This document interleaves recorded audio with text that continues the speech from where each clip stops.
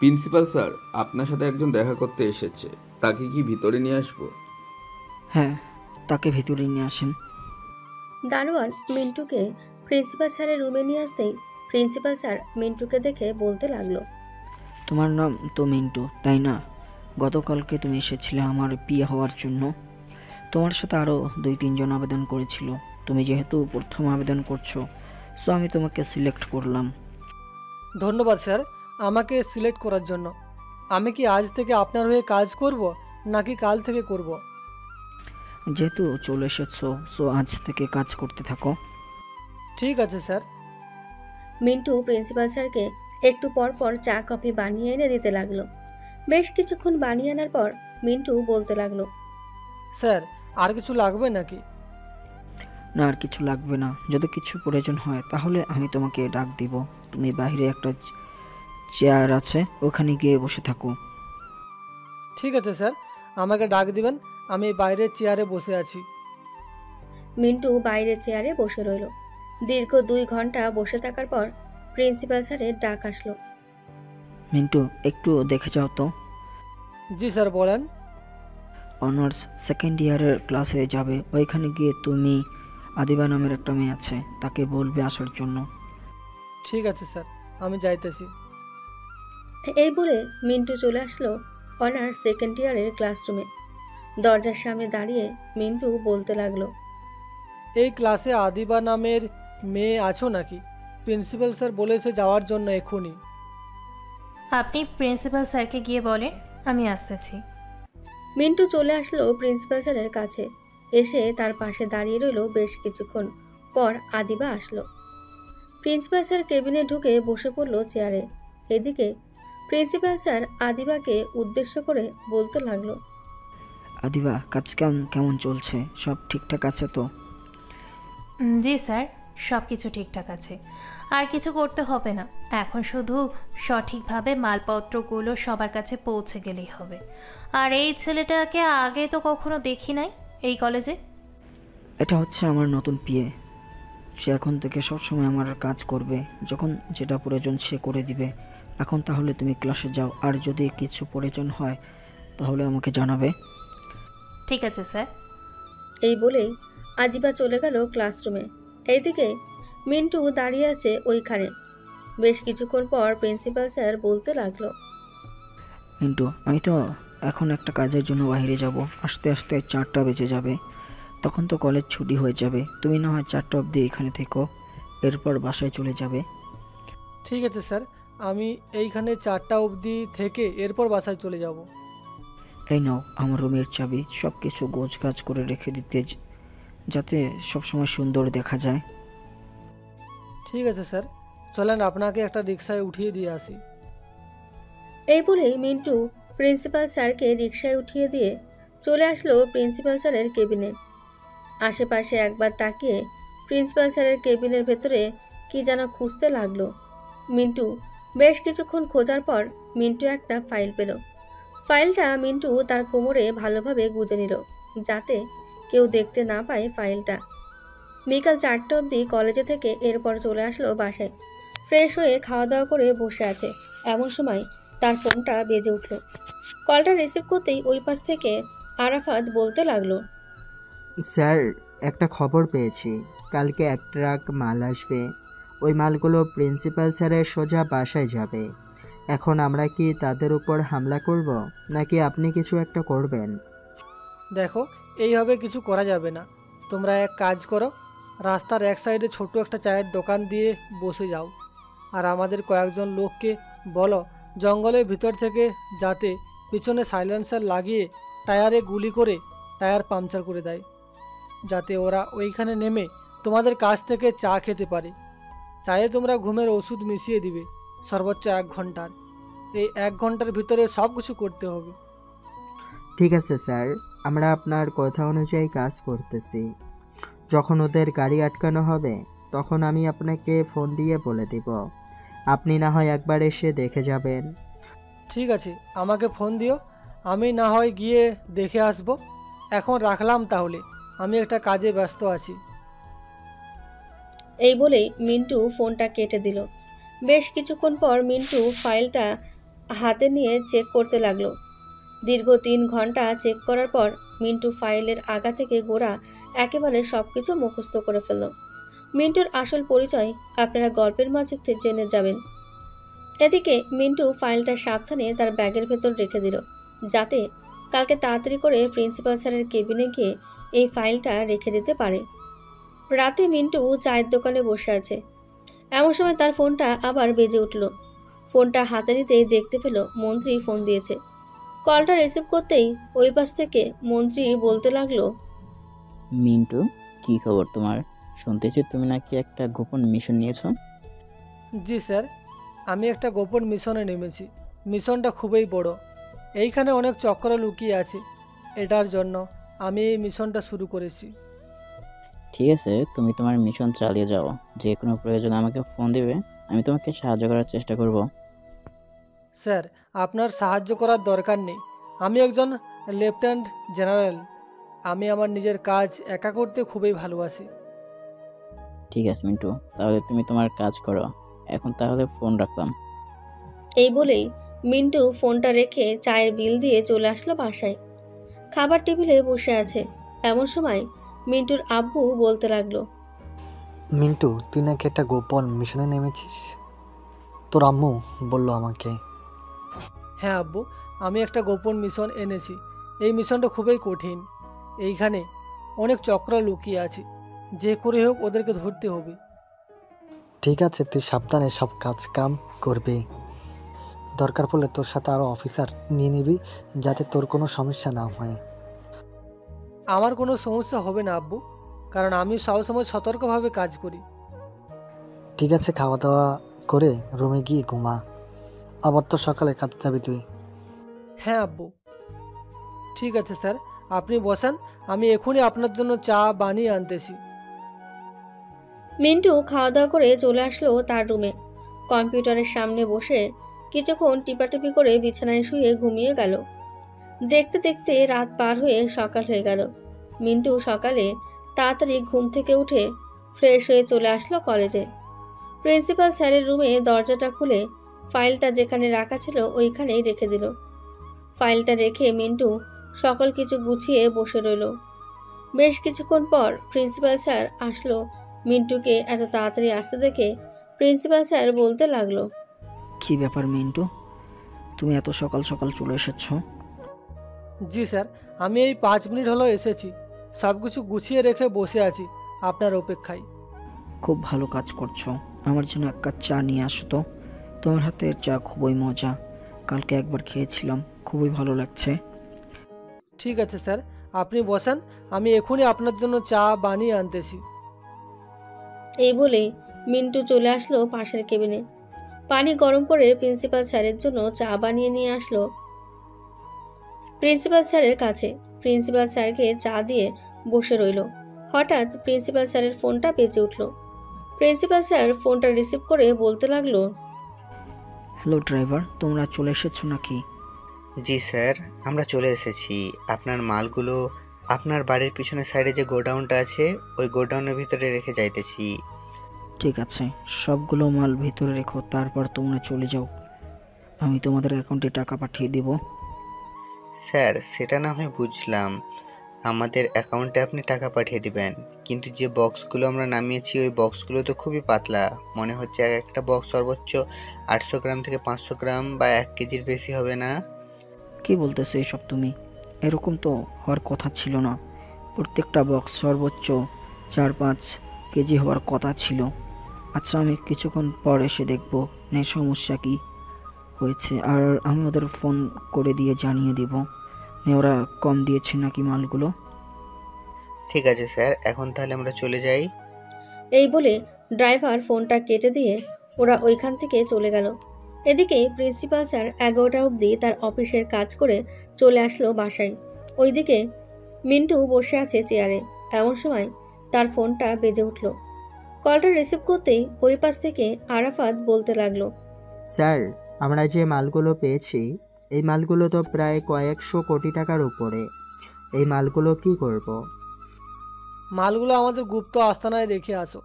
আর ওইখান থেকে চায়ের দোকানটা সরিয়ে ফেলো, যাতে তোমাদেরকে আর খুঁজে না পাওয়া যায় ওইখানে। যখন দরকার পড়বে আমি তোমাদেরকে বলবো যে আবারও ওইখানে দোকান দাও। ঠিক আছে স্যার, যখন দরকার পড়বে তখন না হয় আমাদেরকে বললেন। এখন তাহলে ফোন রাখলাম। এই বলেই আরাফাত ফোনটা রেখে দিল। এদিকে মিন্টু চলে আসলো তার বাসায়, কারণ প্রিন্সিপাল স্যার চলে গেছে আর আসবে না বলে গিয়েছে। বাসায় এসে বিছানায় শুয়ে আছে। চলুন প্রিন্সিপাল স্যারের কী অবস্থা দেখে আসি। এদিকে প্রিন্সিপাল স্যার তার গোডাউনে এসে বক্স খুলতে লাগলো একটা। বেশ কিছুক্ষণ বক্স খোলার পর প্রিন্সিপাল স্যার চিৎকার করে বলতে লাগলো, মাহাদি, তুই আমার সাথে এত বড় বেইমানি করলি। আমার কাছ থেকে প্রায় 100 কোটি টাকা নিয়ে তুই আমার সাথে এরকমটা বেইমানি করতে পারলি? এই বলে প্রিন্সিপাল স্যার ফোন দিল মাহাদিকে। এদিকে মাহাদি টাকার উপরে শুয়ে চোখ বন্ধ করে গান গাইছে।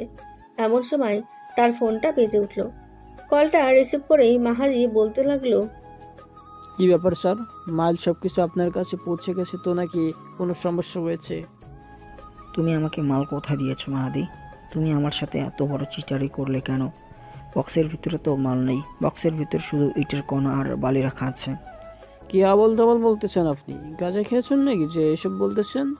আমি নিজের হাতে সবগুলো মাল একা একা তুলে নিয়েছি, আর আপনি বলতেছেন যে মাল নেই? দাঁড়ো, তোমাকে আমি ভিডিও কল দিতেছি, দেখাও তুমি। এই বলেই প্রিন্সিপাল স্যার মাহাদিকে ভিডিও কল দিল। বেশ কিছুক্ষণ পর মাহাদি ভিডিও কলটা ধরতে দেখতে পেল সবগুলো বক্সের ভেতরে একটা ইটের কণা বালি রাখা আছে। এটা দেখে মাহাদি বলতে লাগলো, নিশ্চয়ই আপনার গাড়ির ড্রাইভার আমাদের সাথে চালাকি করেছে, সে নিশ্চয়ই সবগুলো মাল সরিয়ে নিয়েছে। আমার ড্রাইভারকে একদম ফাঁসাবো না। সে আমার কাজ করে যাইতেছে গত 4 বছর ধরে, একদিনও আমার সাথে বাটপাড়ি করে নাই, আর আজকে এসে বাটপাড়ি করবে। বাটপাড়ি তো তুমি করতেছো। আমাকে মাল দাও, আর না হয় টাকা ফেরত দাও। দেখো প্রিন্সিপাল, আমার সাথে বেশি বাড়াবাড়ি করলে কিন্তু তোর খুবই খারাপ অবস্থা হবে। সো চুপচাপ আমি যেটা বলতেছি সেটা কর। তোর ড্রাইভারকে ফোন দিয়ে বল মালগুলো কোথায় রেখেছে, তাড়াতাড়ি বের করে এনে দেওয়ার জন্য। না হলে কিন্তু তুই আমার কাছ থেকে 1 টাকাও নিতে পারবি না। তুই আমার মাল দিবি আর না হয় টাকা দিবি। তোকে আমি 100 কোটি টাকা দিয়েছি, কম টাকা না যে আমি কম টাকা দিয়েছি। তুই তাড়াতাড়ি আমার মাল পাঠা, আমি ড্রাইভারকে ফোন দিয়ে জিজ্ঞেস করতেছি। এই বলে প্রিন্সিপাল স্যার ফোনটা কেটে দিয়ে ফোন দিল ড্রাইভারকে। বেশ কিছুক্ষণ পর ড্রাইভার ফোনটা রিসিভ করে বলতে লাগলো, হ্যালো স্যার, আবার আমাকে ফোন দিয়েছেন যে কোনো সমস্যা হয়েছে? ড্রাইভার, তুমি কি গাড়ি থেকে মালপত্র নামিয়েছিলে নাকি কোথাও? না তো স্যার, আমি কোনো মালপত্র গাড়ি থেকে নামাই নাই, একবারে আপনার বাসায় নিয়ে নামিয়েছি। আর এর আগেও তো আমি আপনার কাজ করেছি, আমাকে বিশ্বাস করতেছেন না নাকি? হ্যাঁ, বিশ্বাস তো করতেই হবে তোমাকে, কারণ তুমি আমার অনেক দিন ধরে কাজ করতেছো। আসলে যে মাল পাঠিয়েছে সে তো বলতেছে সব কিছু ঠিকঠাক পাঠিয়েছে, কিন্তু মালগুলোর ভিতর আমি ইট আর বালির কণা পেয়েছি। এইখানে 100 কোটি টাকার মাল ছিল, এখন কিভাবে যে কি হলো বুঝতে পারতেছি না। আচ্ছা, এখন তাহলে ফোন রাখলাম। ঠিক আছে স্যার। এই বলে প্রিন্সিপাল ফোনটা কেটে দিল। এদিকে প্রিন্সিপাল মাথায় হাত দিয়ে বসে পড়ল সোফায়। কি করবে বুঝে উঠতে পারছে না। বেশ কিছুক্ষণ পর প্রিন্সিপাল স্যার চলে আসলো তার রুমে। ফোনটা হাতে নিয়ে ফোন দিল আদিবাকে। বেশ কিছুক্ষণ পর আদিবা ফোনটা রিসিভ করে বলতে লাগলো, হ্যালো স্যার, কি হয়েছে? আপনি হঠাৎ ফোন দিয়েছেন আমাকে? আদিবা, আমার সব কিছু শেষ হয়ে গেছে। 100 কোটি টাকার মাল এনেছিলাম আমি, মালগুলোতে ইটের কোনো বালি ছাড়া আর কোনো কিছুই নেই, এক টুকরো মালও পেলাম না। কি বলতেছিস এইসব? 100 কোটি টাকার মাল কোথায় উধাও হয়ে যাবে? আপনি ড্রাইভারকে ভালো করে জিজ্ঞেস করেছেন তো? হ্যাঁ, আমি ড্রাইভারকে ভালোভাবে জিজ্ঞেস করেছি। ড্রাইভার আমার সাথে কখনো মিথ্যা কথা বলবে না, কারণ ড্রাইভার আমার সাথে গত 4 বছর ধরে কাজ করতেছে। সে কোনোদিন আমাকে ঠকায় নাই, আজকে কেন ঠকাবে? সে কোনো দিন ঠকায় নাই, আজকে তো ঠকাতেও পারে, কারণ 100 কোটি টাকার মাল এখানে কম কথা না। সে যদি অল্প টাকায় বিক্রিও করে দেয় তাহলে অনেক টাকা পাবে। আপনি আবার ভালোভাবে জিজ্ঞেস করেন, তাকে দেখেন সত্যিটা বের করতে পারেন কি না তার মুখ থেকে। আমি এই দিকটা দেখতেছি। ঠিক আছে, তুমি একটু দেখো, আমি ড্রাইভারকে ভালোভাবে জিজ্ঞেস করতেছি। এই বলে প্রিন্সিপাল স্যার ফোনটা কেটে দিয়ে আবারও ফোন দিল ড্রাইভারকে। বেশ কিছুক্ষণ কথা বলার পর ড্রাইভার বারবার একই কথা বলছে। এদিকে মিন্টু পায়ের ওপর পা তুলে নাচানাচি করছে আর মনে মনে বলছে, এই তো এখন গিয়ে কাজ এসেছে, 100 কোটি টাকার মাল আমি জব্দ করে রেখেছি। নিশ্চয়ই সে পাগল পারা হয়ে যাবে। এর মধ্যে আস্তে আস্তে আমাকে যে করে হোক তাদের আড্ডাখানা বের করতে হবে, কোথায় এসব তৈরি করা হচ্ছে। এসব বলছে মিন্টু। এমন সময় তার ফোনটা বেজে উঠল। তাকিয়ে দেখে মন্ত্রী ফোন দিয়েছে। কলটা রিসিভ করতেই ওই পাশ থেকে মন্ত্রী বলতে লাগলো, মিন্টু, তুমি নাকি 100 কোটি টাকার মাল জব্দ করেছ। ওই মালগুলো কোথায় রেখেছ? আমি একটু দেখতে চাই। কে বলেছে স্যার আমি মাল জব্দ করেছি? মাল জব্দ করলে তো আমি নিশ্চয়ই আপনাকে ফোন দিয়ে বলতাম। আপনাকে এই কথাটা কে বলেছে বলেন তো আমাকে। না মানে? না মানে করতেছেন কেন? সত্যি করে বলেন কে বলেছে এই কথাটা আপনাকে। মিন্টু এটা বলতেই মন্ত্রী ফোনটা কেটে দিল। এদিকে মিন্টু তাড়াতাড়ি করে ফোন দিল আরাফাতকে। আরাফাত ফোনটা রিসিভ করে বলতে লাগলো, হ্যাঁ স্যার, বলেন কি বলবেন। আরাফাত, তুমি কি কাউকে এই মাল জব্দ করার কথা বলেছো? না তো স্যার, এই মাল জব্দ করার কথা আমি আর আপনি জানি, এবং আমাদের সাথে আরও কিছু অফিসার আছে তারা জানে, কিন্তু আমি যে মালগুলো এখানে নিয়ে এসেছি এটা ওরা বলতে পারে না, শুধু আমি একাই জানি। দেখো, মন্ত্রীর ওই অফিসারের মধ্যে কেউ না কেউ গুপ্তচর আছে, আমাদের সকল কথা বলে দিতেছে মন্ত্রীকে। মন্ত্রী আমাকে এখন ফোন দিয়ে বলতেছে এই মালের কথা। তুমি একটা সাবধানে কাজ কাম করবে এবং চোখ কান খোলা রাখবে আর দেখবে যে কে হতে পারে। ঠিক আছে স্যার, আপনি কোনো চিন্তা করবেন না, আমি আপনার কথা মতো চলবো। আমি দেখতেছি কে হতে পারে সে। এই বলে আরাফাত ফোনটা কেটে দিল। এদিকে আরাফাত সকল মালপত্র গুছিয়ে চলে আসলো অফিসে। এসে দেখে সবাই বসে আছে, কিন্তু একজন নেই। এটা দেখে আরাফাত বলতে লাগলো, তোমাদের মধ্যে যে আরেকজন ছিল তার নাম সম্ভবত মিরাজ, সে কোথায়?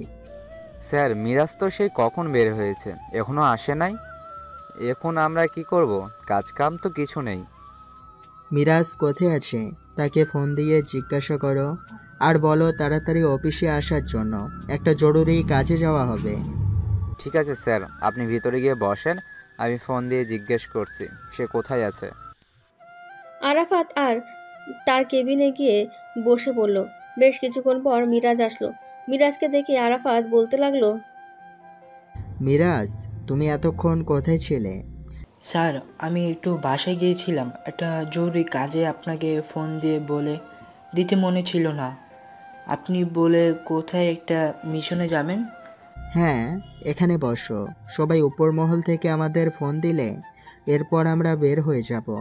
আচ্ছা মিরাজ, একটা কথা বলো তো, তুমি এইখানে জয়েন্ট করেছো কতদিন হয়েছে? আর তোমাকে তো আমরা ট্রেনিং করতে দেখি নাই। স্যার, আমি ট্রেনিং করে এসেছি অন্য জায়গা থেকে, মন্ত্রী আমাকে নিয়ে এসেছে এখানে। আমি একটু সবার থেকে ভালো কাজ করি তো, এটার জন্য এই ঢাকা শহরে নিয়ে এসেছে। ও আচ্ছা, এই ঢাকা শহরে নিয়ে এসেছো? তুমি তো আগে অন্য জায়গায় কাজ করছো। সো বলো তো, AK-47 বুলেট কয়টা থাকে, একবার লাগানো যায়? আরাফাতের এমন প্রশ্ন শুনে মিরাজ হতভম্ব হয়ে গেল।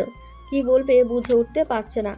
বেশ কিছুক্ষণ পর মিরাজ বলতে লাগলো, এই 12টার মতো বুলেট থাকে। আর ওজি গানে কয়টা থাকে? ওজি গান এর 9টা থাকে। মিরাজের এমন কথা শুনে আরাফাত হতভম্ব হয়ে গেল, কারণ মিরাজ কোনো সঠিক উত্তর দিতে পারল না। এটা দেখে আরাফাত মিরাজকে উদ্দেশ্য করে বলতে লাগলো, আচ্ছা তুমি বাইরে যাও, আমি উপর মহলে ফোন দিয়ে জিজ্ঞেস করতেছি আমরা কখন বের হব। ঠিক আছে স্যার। মিরাজ চলে গেল বাইরে। এদিকে আরাফাত ফোন দিল মিন্টুর কাছে।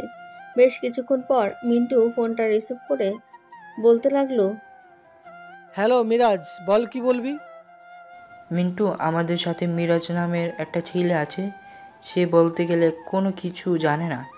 আমার মনে হচ্ছে ওই মন্ত্রী তাকে সাজিয়ে নিয়ে এসেছে। এখন আমরা তাকে ধরে ফেলবো। তাকে ধরার কোনো দরকার নেই, কারণ এখন ধরলে অসুবিধা হয়ে যাবে। আমার মনে হচ্ছে সবার পিছনে মন্ত্রীর হাত আছে। তুমি শুধু মিরাজকে চোখে চোখে রাখবে, তাকে একা কোথাও যেতে দিবা না। সে যদি কোথাও যায় তাহলে তার সাথে সাথে তুমিও যাবে। ঠিক আছে স্যার, এখন তাহলে ফোন রাখলাম। এই বলে আরাফাত ফোনটা রেখে দিল। বেশ কিছুক্ষণ পর আরাফাত চলে আসলো বাইরে, সবাইকে উদ্দেশ্য করে বলতে লাগলো, মিশন ক্যান্সেল হয়ে গেছে। অন্য জায়গা থেকে আমাদের অফিসার এসে তাদেরকে ধরে নিয়ে গেছে। তোমরা এক কাজ করো, ভিতরে গিয়ে দেখে আসো কয়জন কয়েদি আছে। আরাফাতের কথা শুনে সবাই চলে গেল ভিতরে। এদিকে আদিবা কলেজ শেষ করে চলে আসলো বাসায়। এসে দেখে তার আব্বু মাথায় হাত দিয়ে বসে আছে। এটা দেখে আদিবা বলতে লাগলো, কি হলো ড্রাইভার, সত্যি কথা বলবে নাকি? ড্রাইভার সত্যি কথা বলতেছে, সে কোথাও কিছু করে নাই, কারণ সে কোনোদিন আমার কাছে মিথ্যা কথা বলে নাই। আমি অনেকবার জিজ্ঞেস করেছি, সে একই কথা বলতেছে। তার ফোন নাম্বারটা আমার কাছে দাও তো, আমি তাকে জিজ্ঞেস করি সে কোথায় কোথায় দাঁড়িয়েছিল এবং কতক্ষণ দাঁড়িয়েছিল। এই বলে আদিবা ড্রাইভারের নাম্বারটা নিয়ে ফোন দিল ড্রাইভারের নাম্বারে। বেশ কিছুক্ষণ পর ড্রাইভার ফোনটা রিসিভ করে বলতে লাগলো, হ্যালো, কে বলতেছেন? আমি আদিবা বলতেছি, তুমি যার মাল এনে দিয়েছিলে তার মেয়ে। আচ্ছা আমাকে বলো তো, তুমি গাড়িটা কোথায় কোথায় দাঁড় করিয়েছিলে? ম্যাডাম, আমি তো জাস্ট একবার ধারা করিয়েছিলাম, টায়ার পাংচার হয়ে গিয়েছিল, চাকা পাল্টাইছি।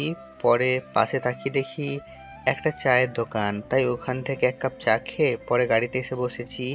এরপরে আমার কিছুটা ঘুম ধরে গিয়েছিল, তাই আমি ঘুমিয়ে গেছিলাম। পরে ঘুম থেকে উঠে তাড়াতাড়ি করে মালগুলো নিয়ে আপনাদের বাসায় পৌঁছে দিয়ে এসেছি। তার মানে চা হওয়ার রাস্তায় হয়েছে। আচ্ছা তুমি কোন দোকানের সামনে দাঁড়িয়ে চা খেয়েছিলে আমাকে একটু দেখিয়ে দিতে পারবে? জি ম্যাডাম, দেখিয়ে দিতে পারবো।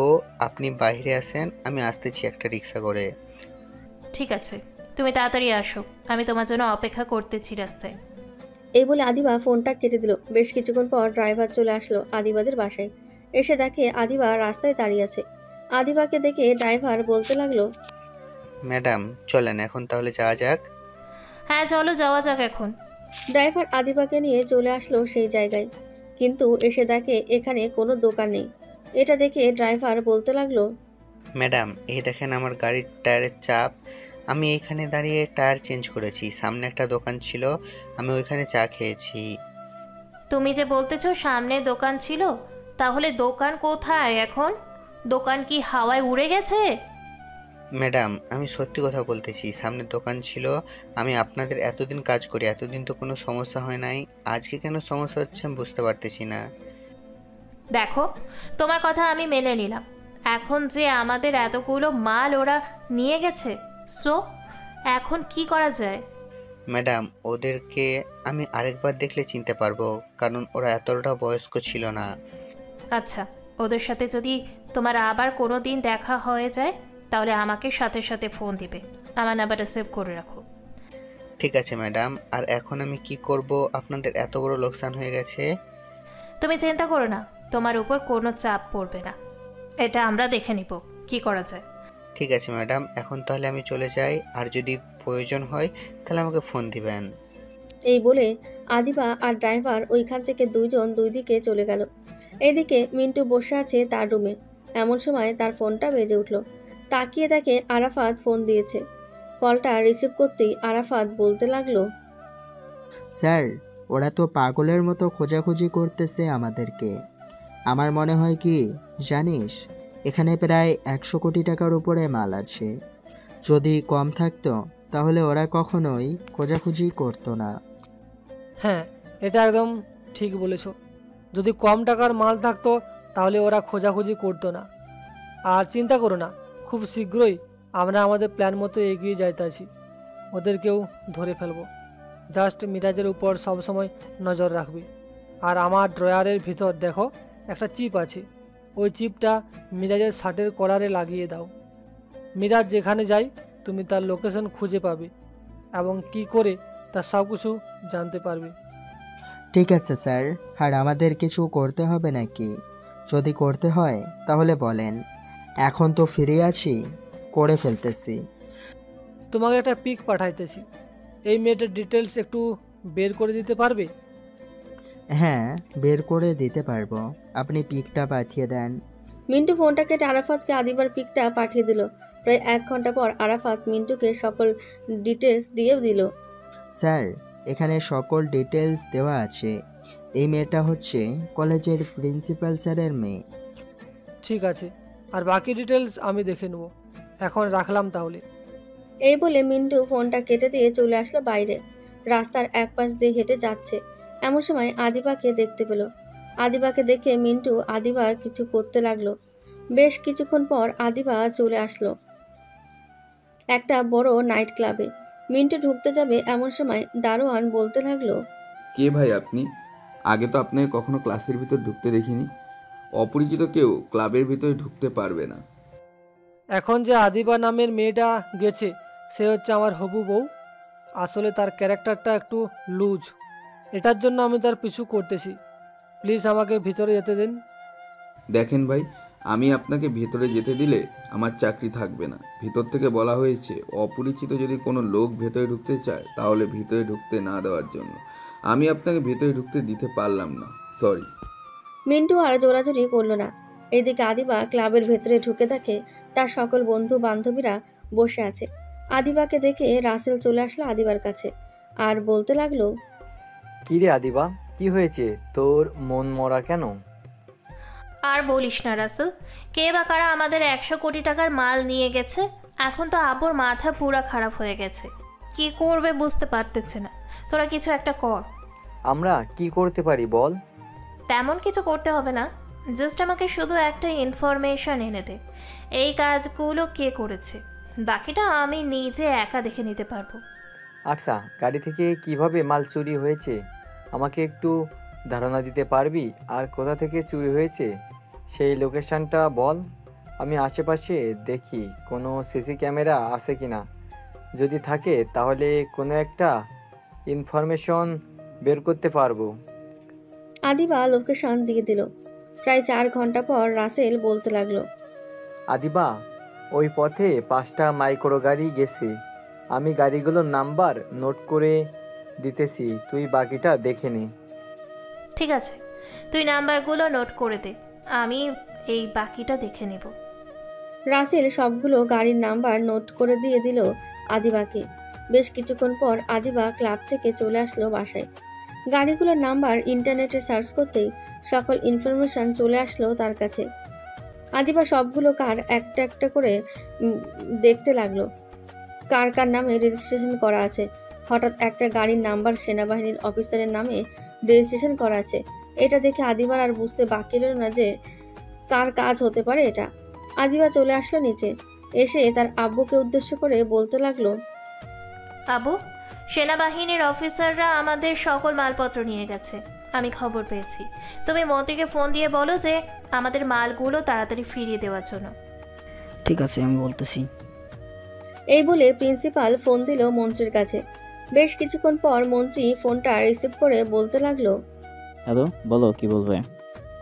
মন্ত্রী, আপনার সকল অফিসাররা আমার মালপত্র সব নিয়ে গেছে। এখন তাড়াতাড়ি তাদেরকে বলেন যে আমার মালপত্রগুলো ফিরিয়ে দেওয়ার জন্য। দেখো, মালপত্রগুলো আমি যদি আনতে যাই তাহলে মিন্টু আমাকে অনেক প্রশ্ন করবে। এমনিতে তো আমাকে ওই দিন ধরে ফেলেছে। মিরাজকে আমি তাদের সাথে পাঠিয়েছি, আশা করছি মিরাজকে ধরে ফেলেছে। এখন আমার জন্য কিছুটা রিস্ক হয়ে গেছে। তোমরা প্লিজ বেশি চাপ দিও না আমাকে। দেখো মন্ত্রী, 100 কোটি টাকার মাল কিন্তু এখানে। যদি মাল না পাওয়া যায় তাহলে কলেজের ছাত্রছাত্রীরা পুরো পাগল হয়ে যাবে। তুমি তাদের সাথে কথা বলে মাল আনার ব্যবস্থা করো। আচ্ছা, আমি চেষ্টা করতেছি। এখন ফোন রাখলাম। এই বলে মন্ত্রী ফোনটা রেখে ফোন দিল মিন্টুর কাছে। বেশ কিছুক্ষণ পর মিন্টু ফোনটা রিসিভ করে বলতে লাগলো, হ্যালো স্যার, আপনি হঠাৎ আমাকে ফোন দিয়েছেন? হ্যাঁ, ফোন দিয়েছি কারণ কলেজের অবস্থা খুবই খারাপ। কলেজের ছেলে মেয়েরা পাগল হয়ে যাইতেছে। তুমি যে মালগুলো নিয়ে এসেছো এই মালগুলো দিয়ে দাও তাদেরকে, তা না হলে ওরা পুরা মারা যাবে। আরে স্যার, আমি আপনার চালচলন এবং কথাবার্তা শুনে বুঝে গেছি আপনিও ওদের সাথে জড়িত আছেন। চিন্তা করবেন না, আর বেশি দেরি নেই, আপনাকে আপনার গদি থেকে নামাবার দায়িত্ব আমার। ঠিক আছে, আমি দেখতে চাই তুমি কিভাবে আমাকে আমার চেয়ার থেকে নামাও। আপনি শুধু আর 4 থেকে 5টা মাস অপেক্ষা করেন, এরপর দেখতে পারবেন আমার খেলা। এই বলে মিন্টু ফোনটা কেটে দিল। ফোনটা কেটে দিয়ে ফোন দিল প্রধানমন্ত্রীকে। এদিকে প্রধানমন্ত্রী সবার সাথে বসে আলোচনা করছে। এমন সময় তার ফোনটা বেজে উঠল। ফোনটা রিসিভ করতেই মিন্টু বলতে লাগলো, স্যার, আমি মিন্টু বলতেছি, সেনাবাহিনীর লেফটেন্যান্ট জেনারেল। হ্যাঁ মিন্টু, বলো কি বলবে। স্যার, আপনি কি ফ্রি আছেন? আসলে আমার কথাগুলো খুবই জরুরি, এটার জন্য বলছিলাম আর কি। আপনি ফ্রি হয়ে থাকলে আমাকে কল দিয়েন। আচ্ছা, 1 ঘন্টা পর আমি তোমাকে ফোন দিতেছি। ঠিক আছে স্যার, আপনার ফোনের অপেক্ষায় রইলাম। এই বলে মিন্টু ফোনটা কেটে দিয়ে বসে রইল। দীর্ঘ 1 ঘন্টা পর প্রধানমন্ত্রী ফোন দিল। কলটা রিসিভ করে মিন্টু বলতে লাগলো, স্যার, আপনার আশেপাশে কেউ আছে নাকি? না, আমার আশেপাশে কেউ নেই। তুমি বলতে পারো, কি বলবে। স্যার, মন্ত্রী হাসান সে ড্রাগস এবং অন্যান্য বিজনেস করতেছে। আমাদের কাছে অনেক প্রমাণ আছে। আমি এই মিশনটা শেষ করে আপনাকে সকল প্রমাণ দিয়ে দিব। আপনি প্লিজ তাকে তার আসন থেকে নামিয়ে দিবেন। তুমি শুধু আমাকে এখন সব কিছু দাও, আমি দেখো তার কি অবস্থা করি। স্যার, এখন যদি করতে যাই তাহলে আমি আমার মিশনটা কমপ্লিট করতে পারবো না। এটার জন্য আপনাকে বলতেছি, প্লিজ আমি আমার মিশন শেষ করার পর আপনি তাকে তার আসন থেকে নামিয়ে দিবেন। ঠিক আছে মিন্টু, তুমি তোমার মিশন শেষ করো, আমাকে সকল প্রমাণ দিও, এরপর আমি সবার সাথে কথা বলি, তাকে তার আসন থেকে নামানোর ব্যবস্থা করতেছি। ঠিক আছে স্যার, এখন তাহলে রাখলাম। এই বলে মিন্টু ফোনটা কেটে দিল। ফোনটা কেটে দিয়ে চলে আসলো। নিচে মিন্টুকে দেখে তার আম্মু বলতে লাগলো, কিরে মিন্টু, সারাদিন কাজ করতে হবে, শরীরটার দিকে খেয়াল রাখতে হবে না? এতবার করে বললাম বিয়েটা করে নে, বিয়েটা করে নে, বিয়ে তো করলি না। আম্মু, তুমি আমাকে দেখলে শুধু বিয়ে বিয়ে করো কেন? হ্যাঁ, আমি তো বলতেছি এই কেসটা শেষ হইলে আমি বিয়ে করব। প্লিজ আমার সামনে বিয়ে বিয়ে করবে না। ঠিক আছে, যা ফ্রেশ হয়ে আয়, খাবার দিতেছি টেবিলে। ফ্রেশ হয়ে এসেছি, খাবার দাও। মিন্টু খাওয়া দাওয়া করে চলে আসলো রুমে। দেখতে দেখতে রাত পার হয়ে সকাল হলো। সকাল 9টা। মিন্টু তাড়াতাড়ি করে চলে আসলো কলেজে। প্রিন্সিপাল স্যারের রুমের সকল কিছু গোছগাছ করে বসে আছে।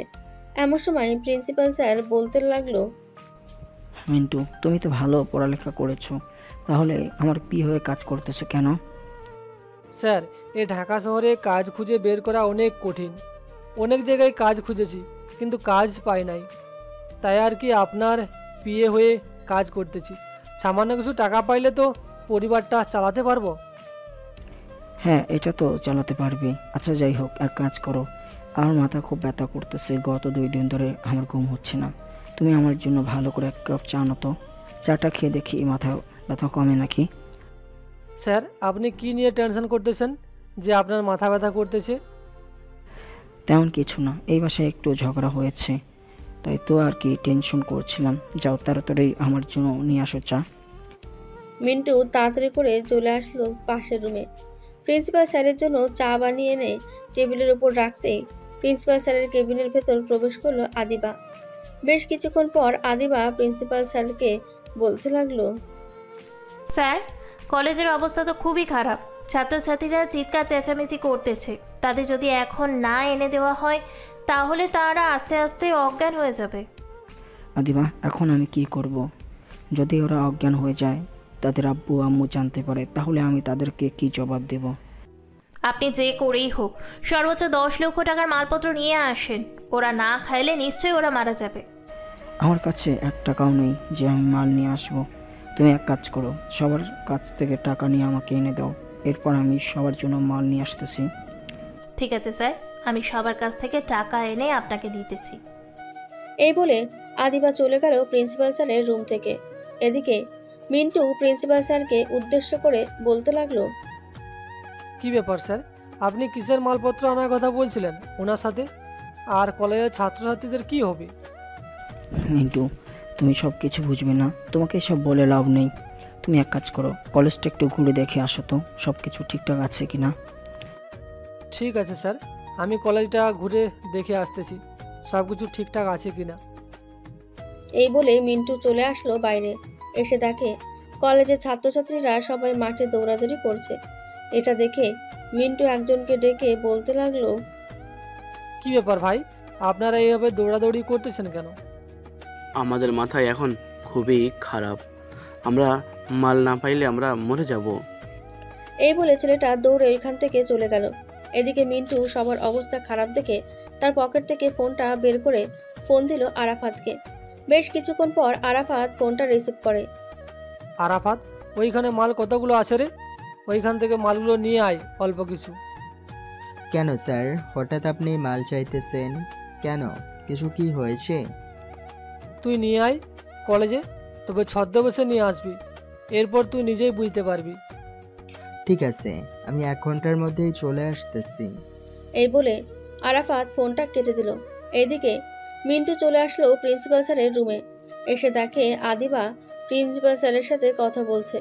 স্যার, ওদেরকে তো কোনোভাবে সামলানো যাইতেছে না, ওরা কোনোভাবেই টাকা দিতেছে না। এখন মাল এনে কিভাবে দিব? মাল না আনলে তো ওদের অবস্থা খারাপ হয়ে গেলে আমাদের উপর নিশ্চয়ই এটার দায়ভার পড়বে। আদিবা, আমার মাথায় কিছু ঢুকছে না, তুই যা ইচ্ছা তাই কর, প্লিজ আমাকে এসব বলিস না। এই বলে প্রিন্সিপাল স্যার সবকিছু নিয়ে চলে আসলো তার বাসায়। এদিকে আদিবা কলেজের এরকম হাল দেখে মনে মনে বলতে লাগলো, আমি এসব কি করলাম? সামান্য টাকার জন্য এতগুলো ছেলে মেয়ে জীবন নষ্ট করে দিলাম। এখন ওদেরকে যদি মাল না এনে দেওয়া হয় তাহলে তো ওরা কিছু একটা করে ফেলবে। এসব ভাবছে আদিবা। এমন সময় কলেজের ভেতরে বাইক নিয়ে প্রবেশ করলো একটা ছেলে। ছেলেটা হচ্ছে আরাফাত। আরাফাত সবাইকে উদ্দেশ্য করে বলতে লাগলো, সবাই এইদিকে আসো, আমি তোমাদেরকে মাল দিতেছি। তোমরা চিৎকার চেঁচামেচি করো না, সবাই লাইনে দাঁড়াও। আরাফাতকে মাল দিতে দেখে আদিবা অবাক হয়ে তাকিয়ে রইল আরাফাতের দিকে। বেশ কিছুক্ষণ দাঁড়িয়ে থাকার পর আদিবা চলে আসলো আরাফাতের কাছে। এসে বলতে লাগলো, তুমি এসব মাল কোথায় পেয়েছো? আর তোমাকে কে বলেছে যে এইখানে মাল বিক্রি করা হয়? দেখুন ম্যাডাম, আপনাকে আমি এসব কৈফিয়ত দিতে বাধ্য নই। এই বলে আরাফাত সবগুলো মাল সবাইকে দিয়ে চলে গেল ওইখান থেকে। এদিকে আদিবা ওইখানে দাঁড়িয়ে আছে। এমন সময় একজন ছাত্র এসে আদিবার গলা টিপে ধরে বলতে লাগলো, এই, তুই আমাদের জীবনটা একেবারে শেষ করে দিয়েছিস। তোর জন্য আমরা এইসব নেশায় আসক্ত হয়ে গেছি। এখন এইসব নেশা থেকে বের হতে পারতেছি না, তোকে মেরে ফেলবো আজকে। এই বলে আদিবাকে গলা টিপে ধরলো। এটা মিন্টু দেখে দৌড়ে চলে আসলো। দুজনের কাছে আদিবাকে ছাড়িয়ে নিয়ে ছেলেটাকে ঠাস করে তার গালে চড় মেরে দিয়ে বলতে লাগলো, সে যখন এইসব বিক্রি করছিল তখন তোমরা কিনেছিলে কেন? তখন জানতে না নেশায় একবার আসক্ত হয়ে গেলে ওই নেশা থেকে বের হওয়া যায় না? মিন্টুর কথা শুনে পাশ থেকে একটা মেয়ে বলে উঠল, ভাইয়া, সে আমাদেরকে বলেছে এটা নাকি শরীরের শক্তি জোগাড়ের জন্য খাওয়া হয়। প্রথম প্রথম আমাদের কোনো কিছুই হয় নাই, কিন্তু 2-3 সপ্তাহ পর থেকে আমাদের শরীরের পরিবর্তন আসতে থাকে। এটা না খাইলে আমাদের মাথা ঘুরঘুর করে। ওনাকে তো মন চাইতেছে গলা টিপে মেরে ফেলি। এখন তো তোমরা তোমাদের মাল পেয়ে গেছো, এখন চলে যাও। আর আদিবা, আপনি তো প্রিন্সিপাল স্যারের মেয়ে, আপনাকে কে বলেছে এসব করার জন্য? আমাকে প্রথম 10 লক্ষ টাকা দেওয়া হয়েছিল, বলেছে ছোটোখাটো কাজ করে দেওয়ার জন্য। কিন্তু আমি জানতাম না যে এইসব ড্রাগস এবং হিরোইন ছিল। কিন্তু 1-2 সপ্তাহ পর আমি সব জানতে পারলাম। তখন আমার আর কোনো করার ছিল না। যদি না বিক্রি করতাম তাহলে তারা আমাকে মেরে ফেলতো। এখন আমাদের এমন অবস্থা হয়েছে যে আমরা কোনো কিছু করতে পারতেছি না। আমাদের 100 কোটি টাকার মাল কে যেন নিয়ে গেছে। যেমন কাজকর্ম করেন ঠিক তেমনি আপনাদের সাথে হওয়া দরকার। এখন তাদেরকে সুস্থ করার দায়িত্ব আপনাকে নিতে হবে। আপনাকে না নিলে আমি আপনার আব্বুর যেহেতু পিয়ে, সবাইকে নিয়ে থানায় যাব, এরপর আপনার নামে মামলা করব। মামলার কথা শুনে আদিবা মনে মনে বলতে লাগলো, আমার নামে যদি মামলা দিয়ে দেই তাহলে তো আমার প্রথমে জেল হবে, এরপর ফাঁসি হবে, এরপর তো আমার মৃত্যু। না না, যে করেই হোক আমাকে সবাইকে ভালো করতে হবে, না হলে ওরা আমাকে ছেড়ে দিবে না। এই বলে আদিবা ওইখান থেকে চলে গেল বাসায়। তার আব্বুকে উদ্দেশ্য করে বলতে লাগলো, আব্বু, ব্যাংক থেকে 10 লক্ষ টাকার লোন নাও, এরপর সবাইকে ভালো করে দাও। সবাইকে ভালো না করলে আমাদেরকে জেলের ভাত খাইতে হবে। 10 লক্ষ টাকা যদি ব্যাংকে থেকে লোন না হয়, তাহলে তুই তো জানিস কত টাকা প্রতি মাসে গুনতে হবে আমাদের। আমি এইসব কিছু জানি না, তোমাকে যেটা বলেছি সেটা করো। আমি সবাইকে ভালো করতে চাই, সবাই যাতে তাড়াতাড়ি সুস্থ হয়ে যায় সেই দোয়া করি। তোমাকে 2 দিন সময় দিলাম, এই 2 দিনের ভিতর আমাকে যে করেই হোক 10 লক্ষ টাকা এনে দিবে। কোথা থেকে এনে দিবে আমি এসব জানি না। এই বলে আদিবা চলে গেল তার রুমে। এদিকে মিন্টু চলে আসলো অফিসে। এসে দেখে আরাফাত চেয়ারে বসে আছে, তার সামনে বসে আছে মিরাজ এবং আরও কয়েকজন। মিন্টুকে দেখে সবাই দাঁড়িয়ে সালাম দিল। তোমরা সবাই একটু বাইরে যাও, আমি আরাফাতের সাথে জরুরি কথা বলবো নতুন একটা মিশনের ব্যাপারে।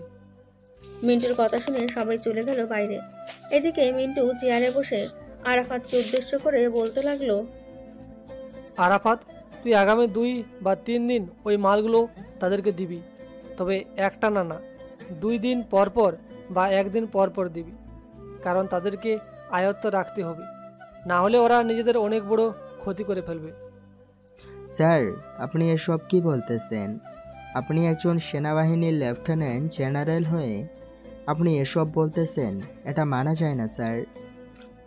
আরাফাত, তুমি যেটা বুঝো না সেটা নিয়ে কথা বলো না। ওরা সবাই নেশাতে আসক্ত হয়ে গেছে।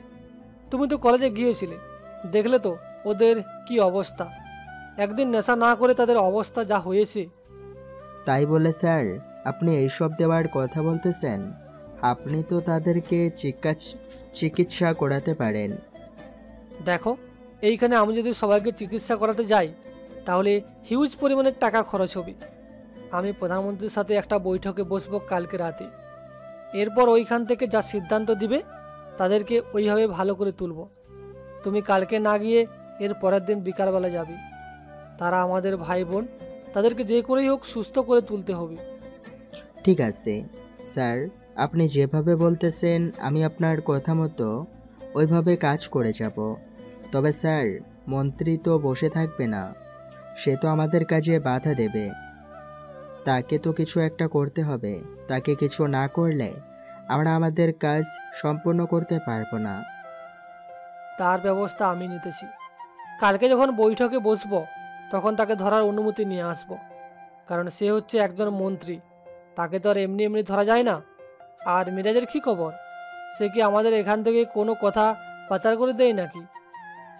না স্যার, এখন তো কোনো কাজ নেই, তাই সে কোনো তথ্য দিতে পারতেছে না, আর আশা করি সামনে আরও কোনো তথ্য দিতে পারবে না। ঠিক আছে, তোমরা সব সময় সাবধানে থাকবে। মিরাজ হয়তো এখান থেকে যাওয়ার আগে কিছু একটা করে যাবে। আমাদেরকে খুব সাবধানতাভাবে কাজ করতে হবে। আমি দেখেছি সবচাইতে আপন মানুষগুলোই আমাদের শত্রু হয়ে যায়। আমি এখন বাসায় চলে যেতেছি।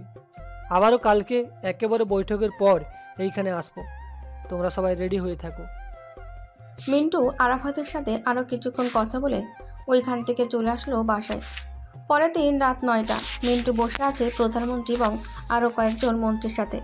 মিন্টু সবাইকে উদ্দেশ্য করে বলতে লাগলো, স্যার, এই দেখেন, এইখানে সকল প্রমাণ আছে। আপনারা শুধু অনুমতি দিলে আমি মন্ত্রীকে ধরে আনবো, এবং তার সাথে আরও কয়েকজন জড়িত আছে, তাদেরকেও ধরে আনবো। মিন্টু, তুমি তোমার কাজ করতে থাকো। আর কলেজের কি জানি বলবে বলছিলে? স্যার, ছাত্রদের অবস্থা অনেক খারাপ, তাদেরকে অতি জরুরি হাসপাতালে নিতে হবে। আপনি একা হাসপাতালে ব্যবস্থা করেন প্লিজ স্যার, না হলে ওদেরকে বাঁচানো যাবে না। আচ্ছা, আমি আজকে রাতের মধ্যে একটা হাসপাতালের ব্যবস্থা করতেছি। কালকে থেকে তুমি সবাইকে নিয়ে হাসপাতালে চলে আসবে, এবং এই কাজের পিছনে কারা কারা আছে সবাইকে ধরার জন্য তোমাকে পারমিশন দেওয়া হয়েছে। ঠিক আছে স্যার।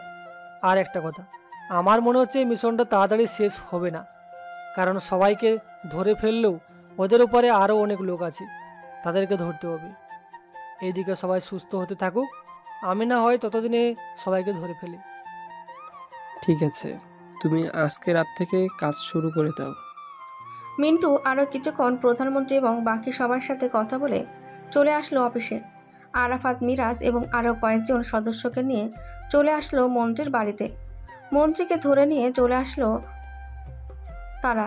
এদিকে মিরাজ যেই পালিয়ে যেতে যাবে এমন সময় আরাফাত মিরাজকে ধরে বলতে লাগলো, আরে বেটা, তুই কোথায় পালিয়ে যাইতেছিস? তোকে তো বানিয়ে এনেছে।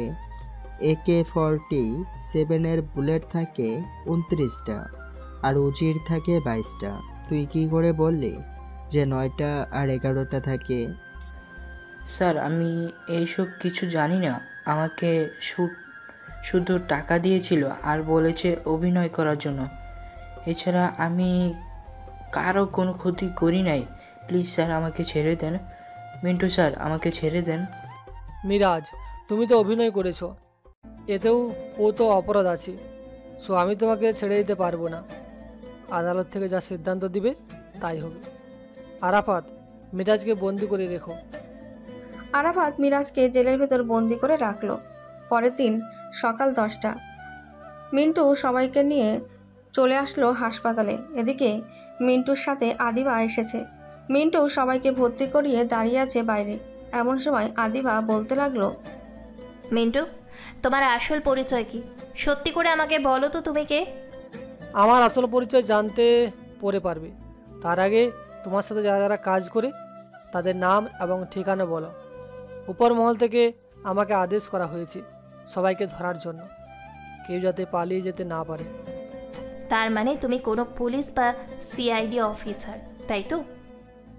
আমি হচ্ছি একজন সেনাবাহিনীর লেফটেন্যান্ট জেনারেল মিন্টু চৌধুরী।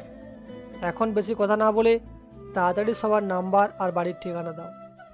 ঠিক আছে, আমি তোমাকে সকল কিছু দিয়ে দিতেছি। আর আমাকেও তো জেলে নিয়ে যাওয়া দরকার, কারণ আমিও সবার সাথে ছিলাম। সবার জন্য বেশি অপরাধী হচ্ছে আমি। আমাকে নিয়ে যাও জেলের ভিতর। আপনি এইখানে সবার দেখাশোনা করবেন। আমি যতদিন পর্যন্ত সকলকে ধরে না ফেলতেছি ততদিন পর্যন্ত আপনাকে এই জেলে নেওয়া হবে না। আর আপনি ভুলেও কিন্তু এই দেশ ছেড়ে পালিয়ে যাওয়ার নাম নেবেন না। ঠিক আছে, আমি এই দেশ ছেড়ে পালিয়ে যাব না। এই নাও তোমার ফোন, এবং এইখানে সবার ডিটেলস দেওয়া আছে। তবে আমাদের মেইন যে এই সব কাজ করে তাকে আমি চিনি না, তার সাথে আমার যোগাযোগ নেই। তার দলের একজনের সাথে যোগাযোগ আছে। এইখানে সকল কিছু দেওয়া আছে। এতটুকু তথ্য পেয়েছি, এতটুকুতেই হয়ে যাবে, কোনো চিন্তা করতে হবে না। বাকিটা আমরা ব্যবস্থা করে নিতে পারবো। এই নেন আমার ফোন নাম্বার। যদি কোনো দরকার পড়ে কারো ফোন দিয়ে আমাকে ফোন দিবেন। এই বলে মিন্টু চলে আসলো ওইখান থেকে তার অফিসে। নাম্বারগুলো লোকেশন বের করে চলে আসলো লোকেশনে। সবাইকে ধরতে লাগলো। একজনকে ধরা হয়ে গেছে। মিন্টু তাকে দেখে বলতে লাগলো, কি রে কালা মানিক, তোকে না জেলের ভিতরে বন্দি করে হয়েছিল? তাহলে তুই বাইরে বের হলি কিভাবে? আমি কিভাবে বের হয়েছি সেটা বড় কথা না। বড় কথা হচ্ছে তোরা বেঁচে থাকবি কি থাকবে না সেটার কোনো গ্যারান্টি নেই। কারণ মন্ত্রী অনেক বড় প্ল্যান করছে তোদের মারার জন্য। তোদেরকে মেরে ফেলে এরপর সে জেলের ভিতরে যাবে। আমাকে মারা এতটা সহজ না রে মানিক, তুই যতটা সহজ ভাবলি না। আমাদেরকে এমনভাবে ট্রেনিং দেওয়ানো হয়েছে যে আমরা মরে গেলেও কবর থেকে উঠে এসে তাদেরকে মারতে পারি। এটার জন্যই তোরা প্রথমবার আমাকে জেলের ভিতরে নিয়ে গেলি। কই আটকে তো রাখতে পারলি না, মন্ত্রী তো আমাকে ঠিকই বের করে নিয়ে এলো। আমি কি আর জানতাম যে তুই জেল থেকে বের হয়ে গেছিস? যদি জানতাম তাহলে তো তোকে ফাঁসির দড়িতে ঝুলিয়ে আমি নিজে মেরে ফেলতাম। এই কালামানিককে মারা সহজ কথা না। কালামানিককে মারা এতটা সহজ নয়। তোমায় দেখে শুনে কাজ করবি, এটা বলে দিলাম, এটা কথা বলে দিলাম। একবার যেহেতু আমাকে ধরে ফেলছিস, সো আশা করি আর জেল থেকে বের হতে পারবে না। এবার ফাঁসি হয়ে যাবে, কারণ তুই বলছিস এবার। মিন্টু কালামানিককে নিয়ে চলে আসলো জেলের ভিতর। কালামানিককে দেখে মন্ত্রী বলতে লাগলো, কালামানিক, সকল কিছুর ব্যবস্থা করে এসেছো তো? আমি কিন্তু ওই মিন্টু এবং বাকি সবার মৃত লাশ দেখতে চাই। সরি মন্ত্রী, আমি এই কাজটা করতে পারলাম না। কাজটা করার আগে ওরা ধরে ফেলছে আমাকে। যদি আমাকে ধরে না ফেলতো তাহলে এই আজকে রাতের ভিতরে আমি পুরো ঢাকা শহরকে সর্বশান্ত করে ফেলতাম। কালামানিকের কথা শুনে মন্ত্রী রেগে গিয়ে কালামানিকের গলা টিপে ধরল।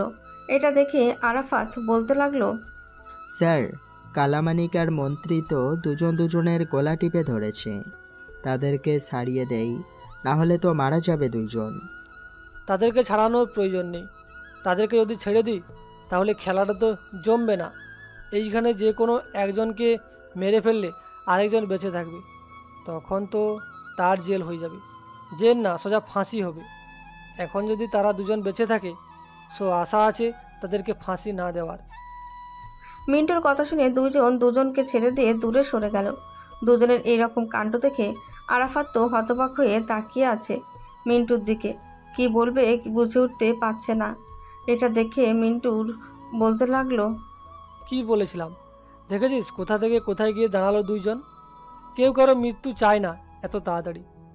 আরাফাত, তুমি এখানে থাকো, আমি আরও কয়েকজনের লোকেশন খুঁজে বের করতেছি কন্ট্রোল রুমে গিয়ে। ঠিক আছে স্যার, আপনি যান, আমি এই দিকটা দেখতেছি। মিন্টু চলে আসলো কন্ট্রোল রুমে। আবিরকে উদ্দেশ্য করে মিন্টু বলতে লাগলো, আবির, তাদের লোকেশন বের করতে পেরেছো নাকি? আমি 2টা নাম্বারে ফোন দিয়েছিলাম, 2টা নাম্বার বন্ধ বলছে। তার 2টা নাম্বারের লোকেশান তো বের করতে পেরেছি, কিন্তু ওই লোকেশানে গেলে তাদেরকে পাওয়া যাবে না কি যাবে না এটা আমি সঠিক বলতে পারছি না। আপনি একবার গিয়ে দেখে আসতে পারেন।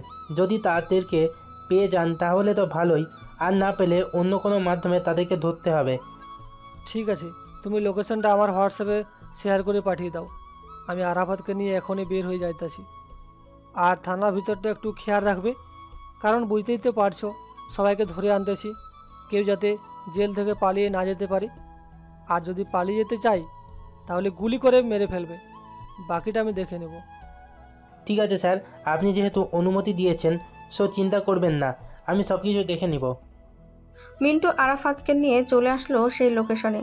এসে দেখে সবাই এখনও ঘুমাচ্ছে, কারণ রাত এখন 3:45 বাজে। মিন্টু সেই লোকেশনে গিয়ে দরজায় টোকা দিতেই ভেতর থেকে বলতে লাগলো, এত রাতে কে দরজা ঠকঠক আওয়াজ করছে? ভাই, একটু বাইরে বের হয়ে আসেন তো, আমরা অনেক বড় বিপদে পড়েছি, আমাদেরকে একটু সাহায্য করতে পারবেন? প্লিজ ভাই, আমাদেরকে একটু সাহায্য করবেন। মিন্টুর কথা শুনে লোকটা বাইরে বের হয়ে আসলো। বাইরে বের হতেই মিন্টু তার মুখের দিকে লাইট টিপ করে দিতেই লোকটা চোখ বন্ধ করতে করতে বলল, আরে ভাই, চোখের দিকে লাইট টিপ দিয়ে আসেন কেন? লাইট নিবেন? ভাই, লাইট নিবাবো তো, একেবারে জেলের ভিতরে আপনাকে পাঠিয়ে অনেক কষ্ট করে আপনার লোকেশনগুলো বের করতে পেরেছি।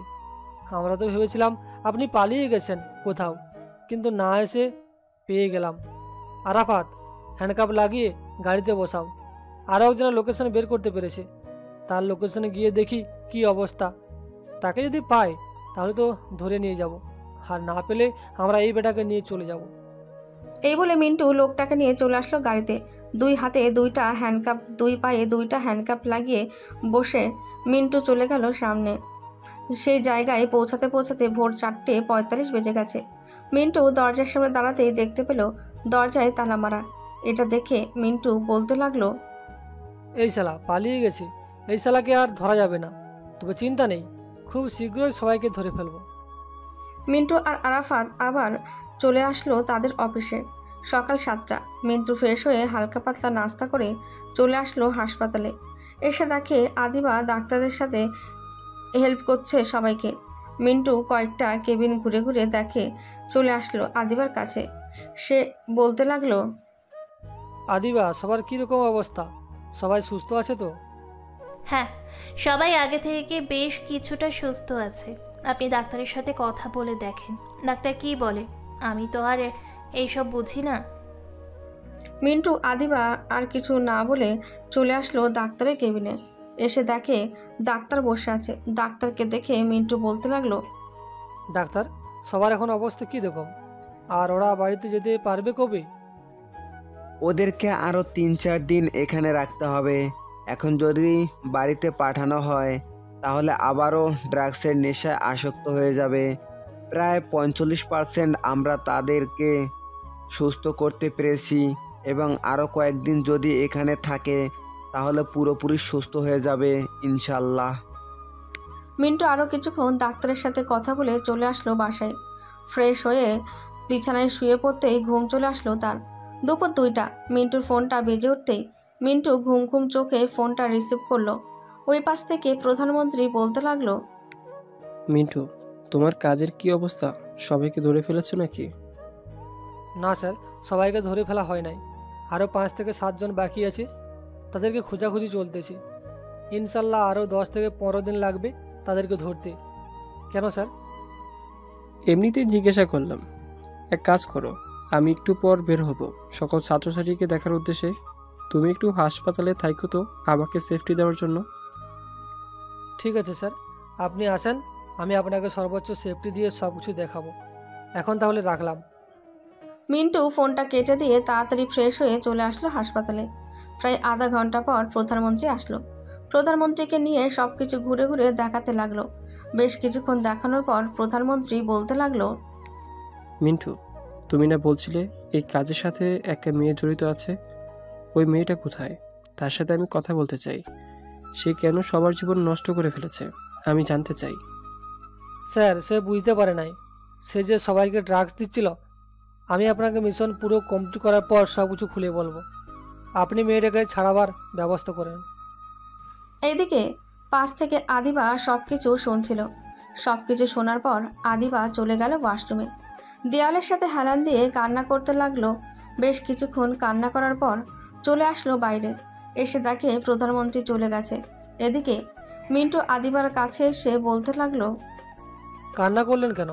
আপনাকে কেউ কিছু বলেছে নাকি যে কান্না করতে হবে? আপনি কান্না করবেন না, আর আমি প্রধানমন্ত্রীকে সব কিছু বুঝিয়ে বলবো। উনি আপনাকে ছাড়াবার ব্যবস্থা করবে। তবে আপনার আব্বুকে ছাড়া হবে না, তিনি কিন্তু এখন জেলে আছে। ওনাকে যা ইচ্ছা তাই করেন। উনি সকল কিছু জেনেও আমাকে কোনো কিছু বলে নাই। সামান্য কিছু টাকার জন্য ওনার লোভ বেড়ে গিয়েছিল। আজকে উনি জেলের ভিতর এই সামান্য টাকার জন্য। মিন্টু আদিবাদকে আরও কিছুক্ষণ কথা বলে চলে আসলো অফিসে। এসে দেখে আরাফাত বসে বসে কার সাথে যেন কথা বলছে ফোনে। মিন্টুকে দেখে ফোনটা কেটে দিয়ে বলতে লাগলো, স্যার, আমি খবর পেয়েছি যে আরও 4 জন এক জায়গায় আছে। তাদেরকে ধরে আনার ব্যবস্থা করব নাকি? তাদেরকে ধরে আনার ব্যবস্থা করতে হবে না, আমরা নিজে যাব তাদেরকে ধরে আনার জন্য। ওদেরকে ওদের উপযুক্ত শাস্তি পেতে হবে, তা না হলে দেশ ঠিক হবে না। ওদেরকে শাস্তি পেতে দেখলে আরও কোনোদিন কেউ সাহস পাবে না ড্রাগস বিক্রি করার জন্য কলেজে। এইসব বলছে মিন্টু আরাফাতকে। বেশ কিছুক্ষণ পর দুজন চলে আসলো বাইরে। এদিকে মিন্টু গাড়িতে উঠে পড়লো। ড্রাইভ করছে আরাফাত। প্রায় 4.5 ঘন্টা ড্রাইভ করার পর সেই লোকেশনে চলে আসলো। পুরনো ভাঙা একটা বাড়ি। মিন্টু সামনের গেট দিয়ে প্রবেশ করলো, আরাফাত পেছনের গেট দিয়ে প্রবেশ করলো। যেই পালিয়ে যেতে যাবে অমনি এমন সময় তাদেরকে গুলি করে ওইখানে বসিয়ে রেখে দিল। দীর্ঘ 10 মিনিট পর মিন্টু আর আরাফাত সবাইকে নিয়ে চলে আসলো গাড়িতে। তাদেরকে উদ্দেশ্য করে বলতে লাগলো, কি রে, তোদের সাথে এইখানে আর কারা কারা ছিল? সত্যি করে বল, তা না হলে গুলি করে দিব। স্যার, আমরা এই 4 জন ছিলাম। আমাদের কথা বিশ্বাস করেন, আমরা এই 4 জন ছিলাম, আর কেউ ছিল না আমাদের সাথে। আমি তো দেখেছি তোদের 5 জনকে। 4 জন তোরা এখানে, আরেকজন কোথায়? সত্যি করে বল, নাহলে কিন্তু আবারও গুলি করব। লোকটা ভয়ে প্যান্টের মধ্যে হিসু করে দিল আর বলতে লাগলো, আরেকজন 2 তলা একবারে শেষ রুমে আছে। সে হচ্ছে আমাদের ইমন লিডার। তাকে ধরলে আর কোনো শত্রু নেই। লোকটা ভয়ে প্যান্টের মধ্যে হিসু করে দিল আর বলতে লাগলো। আরাফাত সবাইকে হ্যান্ডকাপ পরিয়ে 2 জন চলে আসলো বাড়ির ভেতরে। আরেকজনকে খুঁজে তাকেও গুলি করে নিয়ে চলে আসলো গাড়িতে। তাদেরকে উদ্দেশ্য করে বলতে লাগলো, তোদেরকে অনেক অনেক ধন্যবাদ। তোরা চিন্তা করিস না, তোদেরকে কয়েক বছরের জেলে দিয়ে ছেড়ে দেওয়া হবে। মিন্টু আর আরাফাত সামনে বসে পড়লো। আরাফাত মিন্টুকে উদ্দেশ্য করে বলতে লাগলো, স্যার, আমাদের মিশন দীর্ঘ 6 মাস চলার পর মিশনটা শেষ হলো, তবে এখনও পরিপূর্ণ শেষ হয় নাই। তাদেরকে শাস্তি দেওয়া অবধি আমাদের মিশন চলবে। হ্যাঁ, তাদেরকে শাস্তি দেওয়া অবধি আমাদের মিশন চলবে। আল্লাহ আমাদেরকে সবসময় এভাবে সাহায্য করুক, যাতে আমরা দেশ থেকে সব সময় দেশের মানুষকে সাহায্য করতে পারি। দুজন কথা বলছে আর ড্রাইভ করতেছে আরাফাত। দীর্ঘ 4 ঘন্টা পর চলে আসলো তারা তাদের অফিসে। 5 জনকে জেলের ভেতরে বন্দি করে মিন্টু চলে আসলো সবার সামনে। এসে বলতে লাগলো, মন্ত্রী মশাই, আপনাকে তো আপনার চেয়ার থেকে নামিয়ে ফেলেছি। আমাকে না বলেছেন শেষ করে দিবেন? এখনও তো আমি বেঁচে আছি, আমাকে তো এখনও কিছুই করতে পারলেন না। মিন্টু, তুই আমার জীবনটা একেবারে শেষ করে দিয়েছিস। আমাকে তো মন্ত্রী পদ থেকে নামিয়ে দিয়েছিস, আবার জেলে ভরে দিয়েছিস। আমি যদি বাইরে থাকতাম তাহলে তোকে দেখিয়ে দিতাম আমার পাওয়ার কতটুকু। ও আইসি, আপনার পাওয়ার দেখাবেন? আচ্ছা, আমি আপনাকে এখন 2 মিনিটের জন্য বাইরে বের করতেছি, দেখি আপনি আপনার পাওয়ার দেখাতে পারেন কিনা। এই বলে মিন্টু মন্ত্রীকে 2 মিনিটের জন্য বাইরে বের করতেই মন্ত্রী পাশ থেকে একটা AK-47 পিস্তল নিয়ে যেই গুলি করতে যাবে, কিন্তু পিস্তল থেকে গুলি বের হয় না, কারণ ওইটা একদম নষ্ট, ওইখানে সাজিয়ে রেখেছিল। এটা দেখে মিন্টু হাসতে হাসতে বলতে লাগলো, কি ব্যাপার মন্ত্রী মশাই, আমাকে তো কিছু করতে পারলেনই না, কিছু করবেন না আমাকে? করেন, আমি তো আপনার জন্য বসে আছি। 2 মিনিট শেষ হতে আর মাত্র 20 সেকেন্ড বাকি আছে। এই 20 সেকেন্ডে আপনি কি করতে পারবেন? কিছুই করতে পারবেন না। তার চাইতে আপনি জেলের ভেতর বন্দী হয়েই থাকেন। এই বলে মিন্টু মন্ত্রীর ঘাড়ে ধরে ঠুস করে জেলের ভেতর বন্দি করে ফেলল। এদিকে মিন্টু তার চেয়ারে বসে পকেট থেকে ফোনটা বের করে ফোন দিল প্রধানমন্ত্রীকে। 2 মিনিট পর প্রধানমন্ত্রী ফোনটা রিসিভ করে বলতে লাগলো, মিন্টু, আমি শুনলাম তুমি নাকি সবাইকে ধরে ফেলেছ। জি স্যার, আমি সবাইকে ধরে ফেলেছি। আপনি জজ সাহেবের সাথে আলোচনা করে আমাকে জানাবেন তাদেরকে কবে আদালতে তোলা হবে। আর আপনাকে যেটা বলেছিলাম ওইটা মনে আছে তো স্যার? হ্যাঁ মিন্টু, তুমি যেটা বলছিলে ওইটা আমার মনে আছে, তুমি চিন্তা করো না, মেয়েটাকে আমি ছাড়ানোর ব্যবস্থা করব। আচ্ছা, আমি জজ সাহেবের সাথে কিছুক্ষণ পর কথা বলে তোমাকে ফোন দিয়ে জানিয়ে দেব। ঠিক আছে স্যার, আমাকে ফোন দিয়ে জানিয়ে দেন, আমি অপেক্ষা করব। এই বলে মিন্টু ফোনটা কেটে দিল। ফোনটা কেটে দিয়ে আরাফাতকে বলে চলে আসলো বাসায়। ফ্রেশ হয়ে খাওয়া দাওয়া করে বসে আছে, এমন সময় প্রধানমন্ত্রী ফোন দিল। আবার মিন্টু কলটা রিসিভ করে বলতে লাগলো, জি স্যার বলেন। মিন্টু, কালকে তো বৃহস্পতিবার, কালকে জজ সাহেব বলছে তাদেরকে আদালতে তোলানোর জন্য। আদালতে আমিও থাকবো, তুমি সবাইকে নিয়ে উপস্থিত থাকবে, কেউ যাতে বাদ না থাকে, আর মেয়েটাও যাতে থাকে। ঠিক আছে স্যার, মেয়েটাও থাকবে আমার সাথে। মিন্টু প্রধানমন্ত্রীর সাথে আরও কিছুক্ষণ কথা বলে ফোনটা কেটে দিল। ফোনটা কেটে দিয়ে দীর্ঘ ফোন দিল আদিবাকে। বেশ কিছুক্ষণ পর আদিবা ফোনটা রিসিভ করলো আর বলতে লাগলো, হ্যালো মিন্টু, কিছু বলবে নাকি? এই সময় যে ফোন দিয়েছো? হ্যাঁ আদিবা, তোমাকে কিছু কথা বলার ছিল, ফোন দিয়েছি। সবাইকে তো ধরা হয়ে গেছে, কালকে সবাইকে আদালতে তোলা হবে, তোমাকেও থাকতে হবে ওইখানে। চিন্তা করো না, তোমাকে জেলের ভিতর রাখা হবে না, তোমাকে ছেড়ে দেওয়া হবে। আর একটা কথা বলতে চাইছিলাম, তুমি কি আমাকে বিয়ে করতে পারবে? আমি আপনাকে বিয়ে করব? এটা কি করে সম্ভব? আমার ব্যাপারে তো আপনি জানেন আমি খারাপ কাজ করেছি, তবু আমাকে বিয়ে করবেন? হ্যাঁ, তবু আপনাকে আমি বিয়ে করব, কারণ আপনাকে শোধরানোর জন্য বিয়ে করব, এবং আমার অর্ধাঙ্গিনী বানানোর জন্য বিয়ে করব। করবেন তো আমাকে বিয়ে?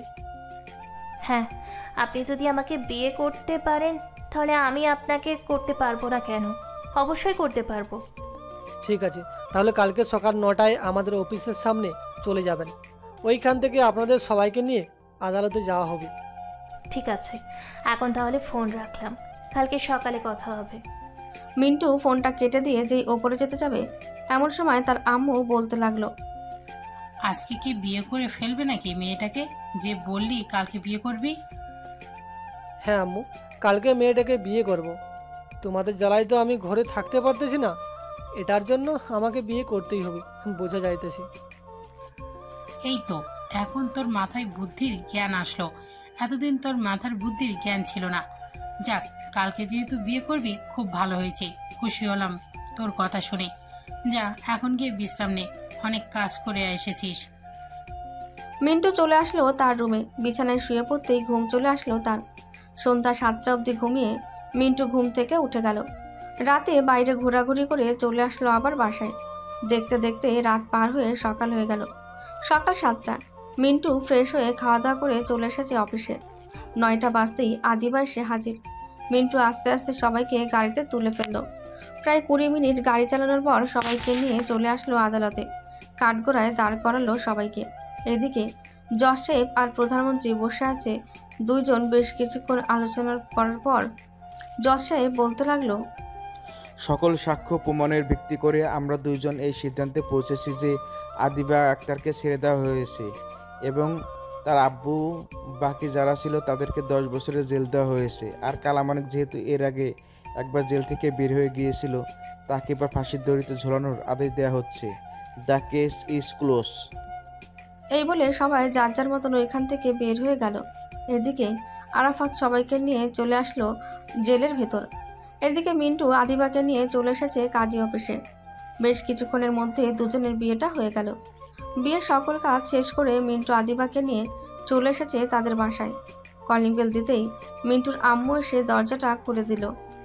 তাকিয়ে দেখে মিন্টু ফুটফুটে একটা রাজকুমারীকে নিয়ে দাঁড়িয়ে আছে। আম্মু, এই নাও তোমার ছেলের বউকে নিয়ে এসেছি। এখন তো আমাকে আর জ্বালাতন করবে না? না, এখন আর তোকে জ্বালাতন করব না। বৌমা, ভেতরে আসো। দুজন চলে আসলো বাড়ির ভেতরে। এদিকে মিন্টু তার রুমে এসে ফ্রেশ হয়ে নিচে এসে তাকে দুজন গল্প করতে বসে গেছে। এটা দেখে মিন্টু বলতে লাগলো, বাহ, দুইজনকে তো বেশ মানিয়েছে। আর 10 মিনিটের মধ্যে দুইজন বান্ধবী হয়ে গেছো? হ্যাঁ, 10 মিনিটের মধ্যেই দুজন বান্ধবী হয়ে গেছে। তোর কোনো সমস্যা আছে? মিন্টু কিছু না বলে চলে আসলো খাবার টেবিলে। নিজের হাতে খাবার নিয়ে খাবার খেয়ে সবার সাথে গল্প করতে লাগলো। দেখতে দেখতে বিকেল পেরিয়ে রাত হলো। রাত 11টায় খাওয়া দাওয়া করে মিন্টু আর আদিবা চলে আসলো রুমে। মিন্টু আদিবাকে কোলে নিয়ে বলতে লাগলো, আদিবা, তোমাকে এখন আদর করব। তুমি তৈরি আছো তো? হ্যাঁ, আমি তৈরি আছি। তুমি চাইলে আদর করতে পারো। মিন্টু আদিবাকে জড়িয়ে ধরে তার ঠোঁটে মুখে বিভিন্ন জায়গায় লিপ কিস করতে লাগলো। বেশ কিছুক্ষণ লিপ কিস করার পর আদিবা মিন্টুকে জড়িয়ে ধরে চুমু খেতে লাগলো। দুজন দুজনকে আদর করতে থাকুক। আমরা না হয় আজকে বিদায় নিই। আবারও দেখা হবে নতুন কোনো গল্পে। ততক্ষণে সবাই ভালো থাকবেন, সুস্থ থাকবেন। ধন্যবাদ।